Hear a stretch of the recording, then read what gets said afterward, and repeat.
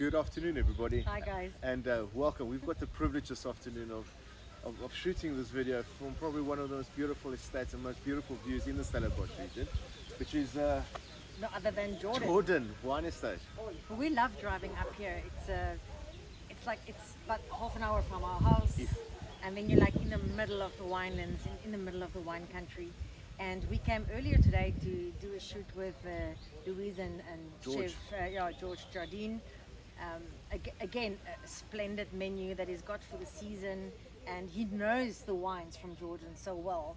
And we shot a pork belly with Gnocchi. this pork belly and gnocchi, and I mean it just really all the flavors and textures really played with this wine that we've got here to show off a little bit. Right, the wine that we're going to be showing off, which needs no showing off because it's just stalwart in its own, is the Jordan 9 Yards Chardonnay, the 2020 vintage. We recently had a chat to Gary. He's currently in the UK, so he's not joining us here today.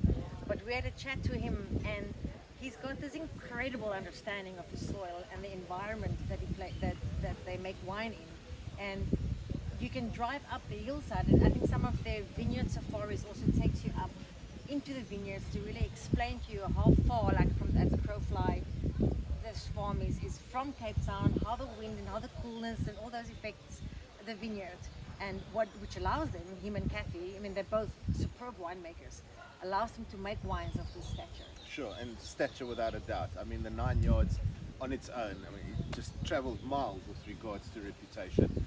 And this is no different. This is spent 11 months in new barrels. Exquisite, I always say the integration for me with oak and fruit and acidity is just always so important, and what brings the whole wine into perspective.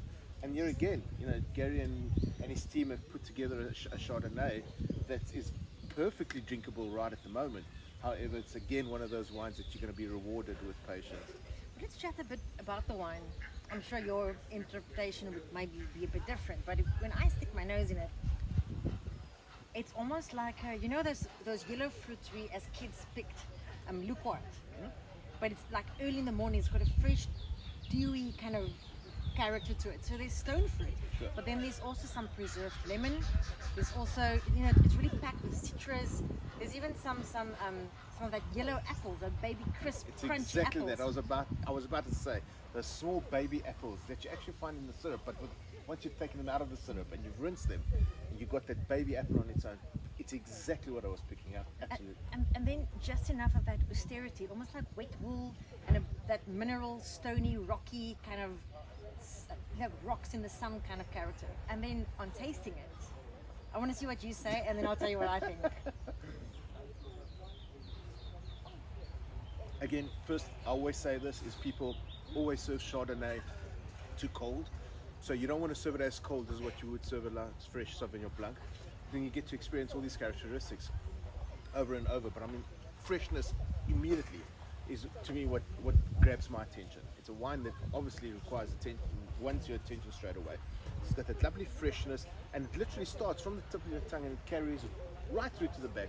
And then once you've swallowed, very gently, it disappears. But then you're left with all those fruit flavors that are just hanging around a little bit longer to tell you a little bit more of a story.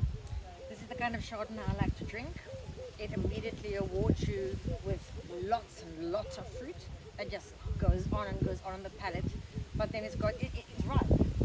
But it's so sexy in the sense that the oak integration and the way this wine, you know, that creamy butteriness, it's all just playing the supportive role to the fruit and hoisting the fruit up. So neatly chiseling the wine with enough of that salty, almost saline finish. So nothing is over the top. Everything is beautifully balanced. There's good intensity. There's good concentration. And this wine will stand up to rich dishes. I was about to say, definitely a food wine, and you can pair this up with most dominant flavors, creams, citrus flavors, even spicy foods. This wine will certainly hold up with all that. I even give vanilla ice cream when I smell Vanilla it. ice cream. Oh. Well, yeah, in a nutshell, I mean, a massive congratulations. Just vintage after vintage, they just get it right with the 9 Yards and all the other wines for that matter. And definitely something that you could buy 12 bottles, put it in the cellar, and every year just open up a bottle and you'll see how the wine changes so amazingly well. It's and, delicious. It is, yeah, as it is, it's delicious. So thank you again the Jordan family and everybody else on the property that has just been so kind for this amazing opportunity to be able to shoot from the actual property, which we should do more often, Sam. Come and support them. Absolutely. And here's something perfect for that Christmas. Cheers, everybody. Cheers, Bye-bye. cheers, cheers.